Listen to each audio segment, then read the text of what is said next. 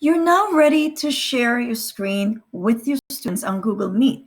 So the first thing to do would be to click on the link on your Google Classroom homepage, and that will take you to the Google Classroom. And this is what it looks like. When you get here, you want to share that gem that you just created as a do now. So you click on the bottom right, present now. You have an option of the entire screen or the window. I like to use the window. On that screen, we're going to the pop-up window.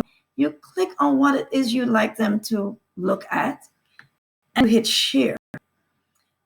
You will soon get a message that you are sharing the window. And as long as you get that, you're now able to move over to the tab at the top of the screen.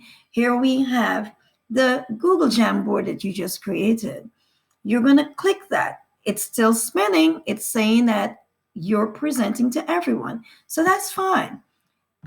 You click that Jamboard, and everything that you see here is what your students will see when they come on to the Google Meet. They'll also see you because the camera's on you, but you won't be able to see them. You could hear them though. As long as they unmute, they could click Control D and unmute so that they could speak to you and you'll hear them. And then when you're finished with the screen, you come back to the Google Meet. You don't want to share anymore.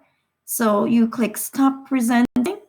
And as long as you click that, you will no longer be presenting the screen to them.